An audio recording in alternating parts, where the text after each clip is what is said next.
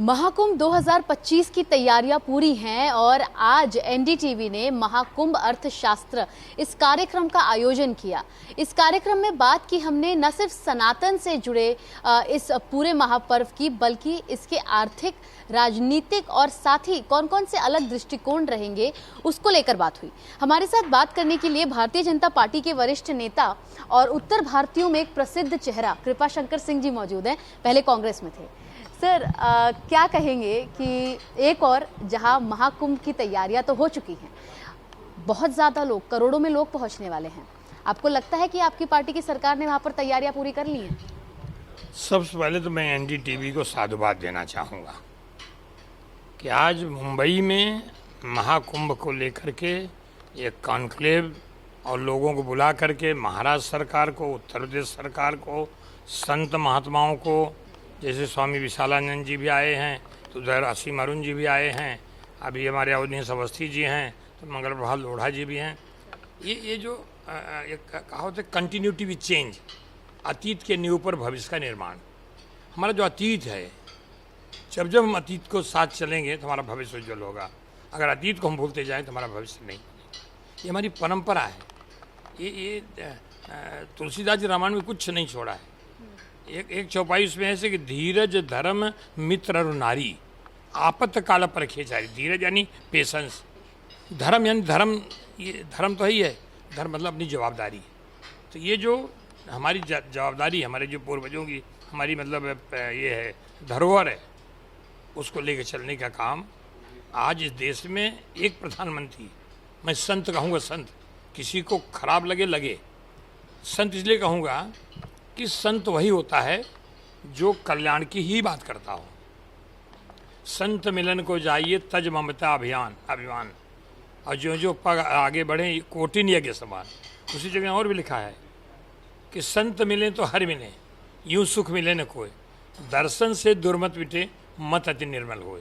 यानी जब हम जाएंगे महाकुंभ में, प्रयागराज में जाएंगे, और जहाँ गंगा जमुना माँ सरस्वती इकट्ठा होती हैं, वहीं सरस्वती लिप्त हो जाती है, वही संगम है। तो उस सरस्वती का ज्ञान जो लोगों को मिलता है वहाँ जाने के बाद, मैं तो हर बार जाता हूँ, चाहे वो उज्जैन का महाकुंभ हो, चाहे हरिद्वार का महाकुंभ हो, चाहे नासिक का हो, चाहे प्रयागराज का हो। इसलिए मैं लोगों से अपील करता हूँ कि चलो प्रयागराज, चलो मतलब कुंभ में। और आज उसी को लेकर के महाकुंभ का, और एक और दिया कि रोजगार का मेला है। मेरा अगला सवाल इसी पे था कि रोजगार की अगर बात करें तो क्योंकि इस बार इतने बड़े पर्व पर हो रहा है, महाकुंभ है, कहीं ना कहीं रोजगार तो बढ़ेगा ही, लेकिन जो राज्य आर्थिक तौर पर जो आगे बढ़ेगा, आपको लगता है कि इस बार ये कहीं ना कहीं उत्तर प्रदेश के लिए, प्रयागराज के लिए एक बड़ा मेला है रोजगार का भी? है ना, काशी विश्वनाथ का कॉरिडोर बनने के बाद गोवा में जो टूरिज्म का मतलब उनको ये मिलता था, उससे बढ़ के है। अयोध्या में प्रभु रामचंद्र की प्राण प्रतिष्ठा के बाद अयोध्या में आप देखें तो वहाँ के गांव आबाद हो गए, जहाँ उनके सामान नहीं बिकते थे। आज वहाँ पे मतलब लोगों को छोटी दुकानें, बड़ी दुकानें, कोई कपड़ा बनाने लगे, कोई फूल बनाने लगे, कोई कुछ बनाने लगे, तो उद्योग बढ़ा तो पैसा मिला, तो आर्थिक स्थिति भी से बहुत सुधरती है। आज मतलब ये महाकुंभ में प्रयागराज में जो स्थिति, हम तो बगल के जौनपुर जनपद के ही हैं, हम देख रहे हैं कि हमारे यहाँ से जो लोगों की तैयारियाँ शुरू हैं, आज वहाँ सड़कें जो हैं, जो खराब सड़कें थी, सब जोड़ दिया गया, सब काम चल रहा है करके। ऐसा लग रहा है कि मतलब ये जो महाकुंभ है, इस देश को मतलब कहाँ ले जाएगा। जो हम विश्व गुरु बनने के बाद 2047 बात कर रहे हैं, मुझे लगता है कि उसी का एक मतलब प्रेरणा ये महाकुंभ भी है। और जैसे मैंने कहा कि जब जब हो धर्म की हानि, बाढ़ असुर अधम अभिमानी। ये जो महाकुंभ है, बताने जाएं तो संतों के द्वारा जो हमको जानकारियाँ मिली हैं कि एक डुबकी लगाने से मन को कितना आनंदित होते हैं। ये जो डुबकी लगाता है उसको पता है, सिर्फ डुबकी नहीं है, ये डुबकी लगाया, कई लोगों ने पाप धुल गए, कई मन जब साफ हो जाता है ना, तो कई अच्छे काम होते हैं। और मुझे लगता है कि कितना संतों का भी यही कहना है कि यदि वो डुबकी इतनी पवित्र होती है, इतनी ज़्यादा धार्मिकता से भरी होती है कि वहाँ पर ना सिर्फ सनातन या हिंदू धर्म के लोग, बल्कि जो भी धर्म के लोग जाते हैं वो डुबकी ज़रूर लगाते हैं। कईयों का तो इतना भी मन करता है कि धर्मांतरण कर ले, क्योंकि डुबकी तो लगानी ज़रूरी है। धर्मांतरण की भी बात आ रही है, कई लोगों ने किया भी है। और मैं अपने गांव की बात बताऊं, मेरे सहोदरपुर गांव है, वहाँ पहले दर्जी के रूप में काम करने वाले, मुर्गी पालन के रूप में काम करने वाले, मेरी अम्मा कलब बास को जाती थी उस समय। आज के कम से कम मुझे लगता है 40-45 बरस पहले की बात कर रहा हूँ मैं। अम्मा जाती थी, 1 महीना वहीं रहती थी प्रयागराज में, झूसी जगह में। तो वहाँ के जो लोग गए और बाद में सब चेंज कर लिए, उन लोगों का सारा कारोबार बदल गया। उनको जो ढूंढते थे कहीं मस्जिद मिल जाए, हम नमाज पढ़ लें, वो सब हनुमान चालीसा पढ़ने लगे। ऐसा हुआ है। आप विपक्षीय पार्टी में भी रहे हैं, सत्तारूढ़ी पार्टी में भी आप हैं। महाकुंभ प्राचीन है, इसकी तैयारियां पहले से होती आई है। आपका एनालिसिस क्या कहता है? तैयारियों में कुछ अंतर आया है? क्वालिटी, क्वांटिटी, तरीके में कौन सा तैयारियां इस बार बेहतर लगी? बेहतर लगी, जो भी काम हम करते हैं ना, दिल से करें तो बहुत सुंदर होता है, और सिर्फ इसलिए करें कि करना है, इसलिए कर रहे हैं, ये अंतर दोनों में पाया गया। मतलब उत्तर प्रदेश के माननीय ये पूज्य योगी जी मुख्यमंत्री हैं, उनका हर समय रात दिन वहीं लगा रहता है। जैसे अयोध्या जी के भगवान राम की प्राण प्रतिष्ठा होनी थी, तो रोज़ मतलब दूसरे दिन पहुंच जाते थे। आज वहाँ रोज़ पहुंच रहे हैं। कुछ भी ऐसा नहीं होना चाहिए कि जिससे हमारे जो भक्तगण हैं, जो स्नान करने आ रहे हैं, उनको कोई तकलीफ। मैं उनको प्रणाम करता हूँ, और ख़ास करके देश के प्रधानमंत्री आदरणीय नरेंद्र मोदी जी को भी, जिन्होंने इसको मतलब अभी हमको स्वामी विशालानंद जी बता रहे थे कि जब वो ये संकल्प लेना पड़ता है बदला लेने का, किसका, जो गलत काम करता है, तो उसमें क्या क्या ये व्यवधान आता है, लेकिन वहाँ जाके डुबकी लगाते लोग, शांति मिल जाती है और दिमाग काम करने लगता है।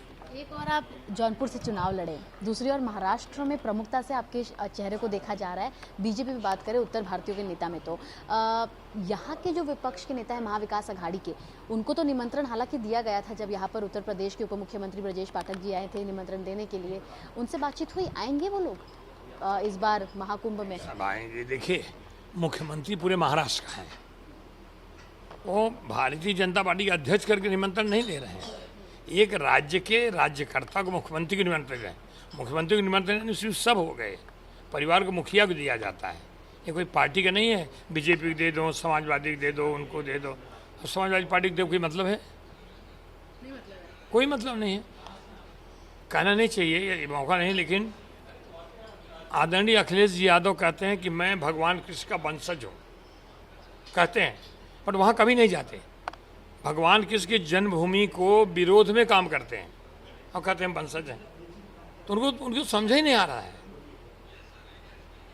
इसलिए मैंने कहा कि महाराष्ट्र के मुख्यमंत्री हों, मध्य प्रदेश मुख्यमंत्री हों, आसाम मुख्यमंत्री हों, मुख्यमंत्री की एक तरह से निमंत्रण है नहीं है कि हाँ, मुखिया के तौर पर दिया जाता है। इसको कोई अन्यथा नहीं ले, और जिसकी भावना हो तो जाएगा। वो कुछ दल से संबंधित करता है, जो हिंदुत्व को मानता है, जो सनातन को मानता है, वो किस दल में रहे उसको फर्क नहीं पड़ता, वो लोग तो जाएंगे। आखिरी सवाल, क्योंकि आप महाकुंभ को लेकर उनके प्रचारक के तौर पर आप इस समय देखे जा रहे हैं, क्या आपके प्लान्स हैं जाने के लिए? महाकुंभ कब जाएंगे? किसके के परिवार के साथ जाएंगे? क्या कुछ आपका कार्यक्रम रहेगा उत्तर प्रदेश और के प्रयागराज में होने वाले इस महाकुंभ में? मैं ये कई बार नहीं जाऊंगा, शायद कई बार मैं जाऊं। जैसे मुख्यमंत्री जी के साथ भी जाना है मुझे, मुख्यमंत्री जाएंगे। उनका कहना है कि जिस दिन बहुत महत्वपूर्ण दिन है, 13-14 है, उस भीड़ में जाकर के हमारे लिए, हमारी व्यवस्था करने के लिए वहाँ की पुलिस नहीं रहे, बल्कि व्यवस्था उनकी करे जिनकी ज़रूरत है। तो उन्होंने कहा कि 13-14 नहीं जाएंगे, बसंत इस पे नहीं जाएंगे, महाशिवरात्रि नहीं जाएंगे, उस बीच में जाएंगे। तो हम तो यहाँ से लोगों को प्लानिंग कर रहे हैं, और वहाँ का जो ये अपना डीएम है वो रविंद्र कुमार मांदर जी, उनसे हर सवेरे बात होती है। रोज़ सवेरे, कोई दिन नहीं जाता कि यहाँ की व्यवस्था कैसी है, वहाँ की व्यवस्था कैसी है। उन्होंने चार्ट भेजा है, हम रोज़ सवेरे लोगों से बात करते हैं। कई लोग हमसे पूछते हैं, ये जानते हैं कि अच्छा, उनको एक और भरोसा है कि कृपा शंकर की वजह से हमको व्यवस्था बहुत अच्छी मिल जाएगी। कई लोग मेरे साथ चलना चाहते हैं, चलिए। तो ये उत्साह जो लोगों में है ये कुंभ में डुबकी लगाने का, मुझे लगता है कि बोलने का टाइम रोंगटे खड़े जाते हैं। लोगों से क्या अपील करेंगे? क्योंकि जब उत्तर प्रदेश के उप मुख्यमंत्री आए थे, उन्होंने भी कहा था और अपील की थी कि सब भारी संख्या में पहुंचे। 45 करोड़ लोगों का तो आंकड़ा सेट है, लेकिन आपकी तरफ से क्या अपील की जाएगी ताकि सभी लोग, सभी समुदाय के लोग एकत्रित आए, महाकुंभ में डुबकी लगाए, मन पवित्र करें? जरूर, मेरी मतलब अपील है आपके माध्यम से लोगों को कि ये इसको किसी दल से, किसी जाति धर्म से नहीं जोड़े। ये इस देश का एक ऐसा महाकुंभ है कि जिसमें पवित्रता ही मिलेगी, और जब पवित्रता मिलेगी तो कोई गलत काम नहीं करेगा। बहुत बहुत शुक्रिया सर हमसे बात करने के लिए। आपने कृपा शंकर सिंह जी को सुना, जिन्होंने कहा कि इनके कई सारे प्लान्स तय हैं जाने के लिए प्रयागराज महाकुंभ में तो इस पवित्र नदी में डुबकी लगाने के लिए। लेकिन साथ ही उन्होंने ये भी बताया कि इस बार क्योंकि लोग भारी संख्या में आएंगे, किसी भी समुदाय, किसी भी जाति प्रजाति का इसमें जो है भेदभाव ना किया जाए, सभी लोग एक साथ आए और महाकुंभ इस महापर्व का लाभ उठाए। मुंबई से कैमरा पर्सन सुनील खांकरियाल के साथ सुजाता द्विवेदी, एनडीटीवी इंडिया के लिए।